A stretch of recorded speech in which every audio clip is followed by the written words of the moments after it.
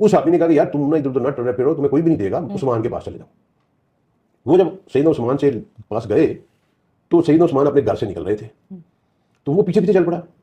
اب سیدنا عثمان بازار میں گئے مدینے کے، اپنی ذاتی ضرورت کے لیے کوئی چیز خریدنی تھی، تو اس نے کہا جی 5 درہم، انہوں نے کہا 2 لے لو، اس کے ساتھ بحث کی، سودا چھوڑ کے اگلی دکان پہ اس نے بھی 5 مانگے، اس کے ساتھ بھی بحث کی، 1 درہم پہ سودا وہاں چھوڑ دیا۔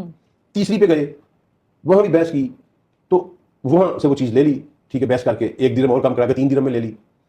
وہ بندہ مایوس ہو گیا، انہوں نے کہا یار اتنا کنجوس آدمی کہ 1 درہم واسطے 3 دکانیں پھرتا پیا ہے، ٹھیک ہے۔ اب وہ واپس چل پڑا۔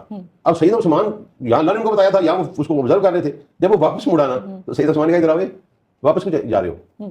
اس نے کہا عثمان میں آپ سے کسی کام آیا تھا، لیکن آپ کی کنجوسی کا یہ عالم ہے کہ آپ 1 درہم پہ دکانوں داروں کے ساتھ الجھ رہے ہیں۔ اس نے کہا تو اپنی بات کر، جی مجھے 1000 درہم چاہیے۔ انہوں نے کہا یہ 10,000 لے اور جا مجھے واپس بھی نہ کریں۔ اس نے کہا ہے، میں نے کہا 1 درہم سے لڑائی کرنا پیا تھا، مینوں تو میں 1 منگایا تھا 10 دے دیتے۔